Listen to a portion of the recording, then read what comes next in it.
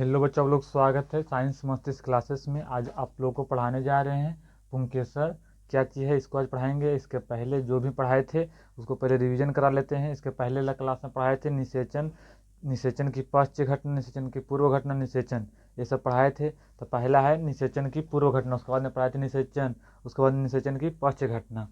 तो निषेचन की उसको पहले रिवीजन कराते हैं, उसके बाद में अपना क्लास पे आएंगे, अपना टॉपिक पे आएंगे।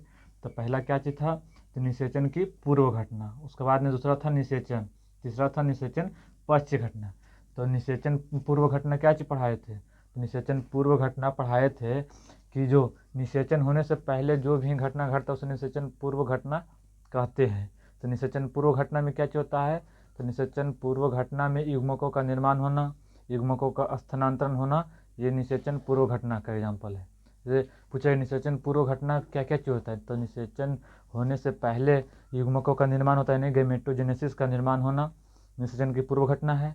फिर युग्मकों का स्थानांतरण यानी गैमेटों का स्थानांतरण होना, एक स्थान से दूसरे स्थान पर जाना, तो गैमेटों का स्थानांतरण होना कौन सी एग्जाम्पल है, निषेचन पूर्व घटना का एग्जाम्पल है।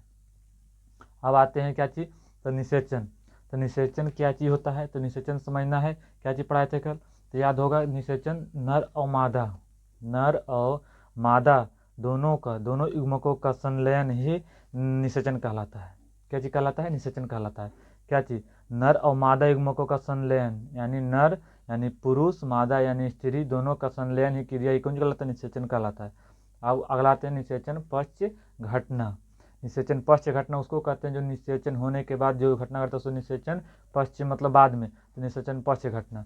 तो उसको पढ़ना था, पढ़ाए थे कि निषेचन होने के बाद जैसे इसमें क्या चीज़, निषेचन पूर्व घटना में युग्मकों का निर्माण हुआ, और उसमें क्या चीज़ युग्मनज, इसमें युग्मकों का निर्माण हुआ था निषेचन पूर्व घटना में। और निषेचन पश्च घटना में युग्मनज का निर्माण होना, समझ गए थे। तो ये निषेचन पश्च घटना में युग्मनज का निर्माण हुआ था और इसमें युग्मकों का निर्माण हुआ था। यहाँ तक पढ़ाए थे। अब अगला आज का टॉपिक है पुंकेसर क्या चीज़ है। पुंकेसर किसका भाग है, तो पुष्प का। पुंकेसर पहले समझना है, पुमंग से पुंकेसर का बनना। तो पुमंग जो पुंकेसर होता है ये सब फूल का नर भाग है, पुंकेसर फूल का नर भाग है। इतना तो पहले ध्यान रखना है कि पुंकेसर किसे कहते हैं। तो फूल में जान रहे, फूल में पुंकेसर, स्त्रीकेसर।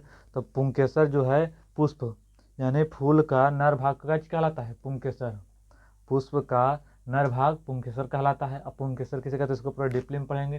तो पुंकेसर क्या चीज़ है, अब पढ़ेंगे अपना टॉपिक पर, पुंकेसर क्या चीज़ है, आएंगे पुंकेसर। तो पुंकेसर देखिए, पुंकेसर यह पुष्प यानी फूल के नर भाग, कौन, नर जननांग, पुमंग की इकाई है, ये मतलब पुमंग पुंकेसर कहलाता है। पुमंग की इकाई को पुंकेसर कहते हैं। नहीं अगर याद रखना है, पुंकेसर याद रखना है तो यहाँ तक भी बोले, पुमंग की इकाई को क्या कहते हैं, पुंकेसर कहते हैं। पुष्प के नर जननांग मतलब इतना जान रहे हैं कि पुंकेसर किसका भाग है, तो फूल के नर भाग है। तो पुष्प के नर जननांग यानी नर भाग है। अब अगर पुंकेसर के डिफिनेशन करना है तो पुमंग की इकाई को पुंकेसर कहते हैं। पुमंग की इकाई को कौन कहते हैं, पुंकेसर कहते हैं। पुमंग की इकाई को पुंकेसर कहते हैं। पुमंग की इकाई को पुंकेसर कहते हैं, समझ गए। पुमंग अगर कहेगा तो पुंकेसर का अगर डिफिनेशन पूछेगा तो बताना है पुमंग की इकाई को पुंकेसर कहते हैं। पुमंग जो होता है, पुमंग की इकाई को पुंकेसर कहते हैं। पहले पुमंग होता है उसके बाद में पुंकेसर। तो पुमंग की इकाई को क्या कहते हैं, पुंकेसर कहते हैं। अब पुंकेसर किसका भाग है, तो पुंकेसर पुष्प का नर जननांग है। पुंकेसर जो होता है पुष्प यानी फूल का नर जननांग कौन सी है, पुंकेसर। अब पुमंग की इकाई को पुंकेसर कहते हैं, पुमंग की इकाई को पुंकेसर कहते हैं। और पुष्प के नर जननांग क्या चीज़ है, पुंकेसर। तो समझिए। अब पुंकेसर के संरचना पढ़ना है, पुंकेसर के संरचना मतलब स्ट्रक्चर। तो पुंकेसर की संरचना पढ़ना है। तो पुंकेसर की संरचना पढ़ना है, तो समझिए पुंकेसर की संरचनाएं। तो पुंकेसर को दो भागों में बांटा गया, क्या भागों में बांटा गया है, दो भागों में बांटा गया है। क्या भागों में, दो भागों में। पूछेगा पुंकेसर के क्या भागों में बांटा गया है, तो पुंकेसर को दो भागों में बांटा गया है। क्या भागों में बांटा गया है, तो दो भागों में बांटा गया है। फिर से बोलना है, पुंकेसर के कितना भागों में बांटा गया है, तो दो भागों में बांटा गया है। पुंकेसर के क्या भागों में, दो भागों में। कौन कौन है, तो पहला परागकोश पुंकेसर के दो भागों में बांटा गया है। पहला परागकोश, दूसरा तंतु यानी पुतंतु, इसको फिलामेंट। तंतु क्या कहता है, तंतु यानी पूरा तंतु, पुतंतु या तंतु रखना है तो कोई दिक्कत नहीं। तो पुंकेसर के दो भागों में बांटा गया, पहला परागकोश, दूसरा पुतंतु यानी तंतु फिलामेंट इसको कहते हैं इंग्लिश में, समझिए। तो पुंकेसर के दो भागों में बांटा गया, पहला परागकोश दूसरा तंतु, पहला परागकोश दूसरा तंतु। पुंकेसर के दो भागों में बांटा गया, पहला क्या चीज़ है, पहला परागकोश दूसरा तंतु, पहला परागकोश दूसरा तंतु, पहला परागकोश दूसरा तंतु, यहाँ तो समझिए। अब आते हैं पुतंतु क्या चीज़, यानी तंतु क्या चीज़, फिलामेंट, इसको फिलामेंट कहते हैं। तो फिलामेंट क्या चीज़ है, तो इसको पहले आप समझना है कि फिलामेंट क्या चीज़ है। तो फिलामेंट देखिए, पुंकेसर का जो पुंकेसर है, पुंकेसर का लंबा पतला डंठल वाला भाग तंतु कहलाता है। जैसे देखिए फूल के जो रहता है, फूल के जो मानिए जो डंटी रहता है, जैसे कोई भी गुलाब के फूल रहता है तो उसको डंटी पकड़ के जो प्रपोज करता है, तो जो डंटी रहता है उसको ही तंतु कहते हैं। कौन सी कहते हैं, उसको तंतु कहते हैं। तब तंतु के पुंकेसर का लंबा रहता है, लंबा वाला भाग, पतला रहता है, और क्या चाहिए डंठल, जो डंटी नहीं रहता है, डंटा वाला भाग कौन सी कहलाता है, पुतंतु कहलाता है। समझने याद रखना कैसे, जो गुलाब का जो डंटल रहता है उसको पकड़ के आदमी प्रपोज करता है गुलाब के, तो जो डंटल रहता है, जो डंटा रहता है जिसको पकड़ के करता है, जो डंटा रहता है कौन सी रहता है, लंबा रहता है, कौन सी रहता है, पतला रहता है। उसके बाद में डंटल वाला भाग कौन सी कहलाता है, तंतु कहलाता है। तो तंतु समझ गए, तंतु किसे कहते हैं, तो पुंकेसर का लंबा पतला डंटा वाला भाग कौन सी कहलाता है, तो तंतु कहलाता है। कौन सी कहलाता है, तंतु कहलाता है। तंतु को इंग्लिश में कहते हैं फिलामेंट। कौन सी कहते हैं, फिलामेंट। ये समझ गए तंतु क्या चीज कहलाता है। तो याद रखना, गुलाब के जो फूल उगलेंगे उसका जो गुलाब के फूल रहता है उसको डंडल रहता है, तो उसको ही तंतु कहते हैं। इसका पतला रहता है, लंबा रहता है, डंडल रहता है, तो कौन सी कहलाता है, तंतु कहलाता है। अब नोट में लिखना है, पुतंतु का समीपस्थ छोर, पुतंतु का समीपस्थ छोर देखना है, पुष्पासन या पुष्पदल से जुड़ा होता है। जो रहता है तंतु का, जो मानी तंतु है, जैसे जो तंतु है इसके बाद में जो भाग इधर निकल रहता है, इसे करके जो रहता है फूल वाला कली भाग, तो कौन सी रहता है, जो डंटल रहता है कौन सी जुड़ल रहता है, ऐसे रहता है। मानिए डंटल है, निकल रहता है जो यहाँ पे, फिर जो बीजांड रहता है, तो जो रहता है ये तो बाह्यदल पुंज है। तो ये देखिए जो डंटल है, ये रहा जो डंटल है, डंटल मानिए फूल तो उतना नहीं बढ़िया से आएगा, डिजिटल बोर्ड नहीं कि वहाँ पे फूल आ जाएगा, लेकिन यहाँ पे जो डंटल है तो क्या कह रहा है, तंतु का। देखिए यहाँ पुतंतु, तो यहाँ पुतंतु का समीपस्थ छोर पुष्पासन है, जो ये आसन लगल रहता है, ये वाला जो आसन रहता है, ये जो आसन था पुष्पासन, तो पुष्पासन या पुष्पदल, जो फूल वाला जो दल है बाह्य दल पुंज, जो इसी को दल, तो बाह्य दल पुंज का है या दल पुंज का है, तो बाह्य दल से क्या होता है, जुड़ा होता है पुष्प दल। तो पुष्प का जो दल है, जैसे कोई चीज़ का दल, जैसे मानिए कि चावल का दल, जिसे नहीं कहता दल आता, दल उल कहता, तो इसको दल, तो पुष्प के दल है तो पुष्प दल। आप कुछ के दल रहेगा तो फलना दल, चिलना दल, वो तो पुष्प के दल है तो पुष्प दल, पुष्प के दल है तो पुष्प दल। और अब कहेगा फल के दल है तो फल दल, पुष्प के दल है तो पुष्प दल, और पेड़ के दल है तो पेड़ दल, तो उसी तो पुष्प के दल है, तो ये पुष्प के दल है तो पुष्प दल।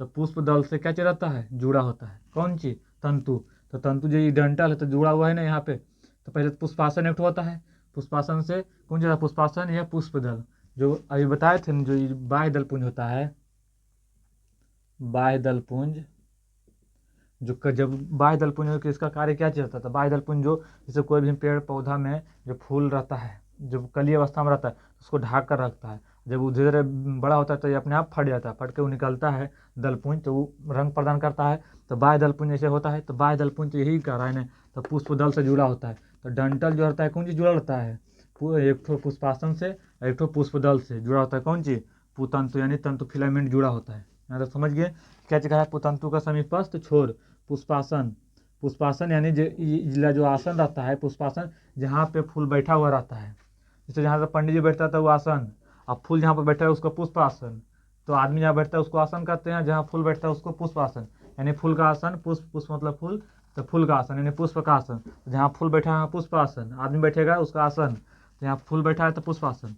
तो पुष्पासन या पुष्पदल से जुड़ा होता है कौन, डंटल, ये जो डंटी रहता है ना, तो पुष्पासन और पुष्पदल से जुड़ा होता है। नहीं तो समझिए यहाँ तक तो क्लियर है यहाँ तक। उसके बाद में अब आते हैं अगला टॉपिक, पुतंतु के यानी तंतु के दूरस्थ सिरे या अंतिम सिरे पर परागकोश स्थित रहता है।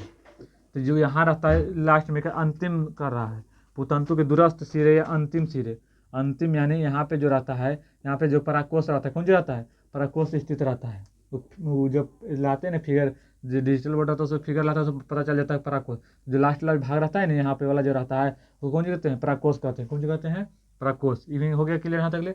अंतिम भाग पूछेगा कि पुष्प का अंतिम भाग यानी अंतिम सिरे कौन सी कहलाता है, तो पराकोष कहलाता है। तंतु का अंतिम सिरे कौन सी कहलाता है, पराकोष। जैसे तंतु यहाँ से शुरुआत हुआ यहाँ जाके अंत हुआ, तो ये जो अंत वाला भाग है कौन सी कहलाता है, पराकोष। पूछेगा तंतु का अंतिम सिरा या अंतिम भाग क्या कहलाता है, तो पराकोष कहलाता है। कौन सी कहलाता है, पराकोष कहलाता है। अब पराकोष समझना है, क्या चीज पराकोष, पराकोष समझना है। तो एक प्रारूपिक पराकोष एक प्रारूपिक पराकोष प्रायः द्विपालित होता है, अर्थात इनमें दो पालियां होती है एवं दोनों पालियां योजी द्वारा आपस में जोड़ा होता है।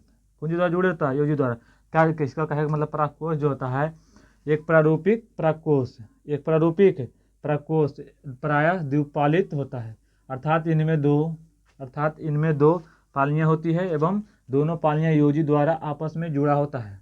कौन सी द्वारा जुड़ा होता है, आपस में जुड़ा होता है। कौन सी द्वारा, योजी द्वारा आपस में जुड़ा होता है। तो समझ गए। अब आते हैं द्विपालित पराकोष। ये तो पराकोष हो गया, तब द्विपालित पराकोष। द्विपालित पराकोष की प्रत्येक पाली में दो दो कोष्ठक होते हैं, अतः द्विपालित पराकोष कौन जो होता है, चकोष्ठीय होता है। कौन जो होता है, चकोष्ठीय होता है। द्विपालित पराकोष की प्रत्येक पाली, द्विपालित मतलब प्रत्येक एक करके, तो द्विपालित पराकोष की प्रत्येक पाली में दो दो कोष्ठ होते हैं। मतलब द्विपालित जो प्रकृति है जो प्रत्येक पाली में होता है, एक पाली में करता है दो दो कोष्ठ होते हैं, अतः द्विपालित पराकोष चकोष्ठीय होता है। यहाँ तक समझ में, यहाँ तक उतार लीजिए, इसके बाद में इसके आगे फिर बताते हैं।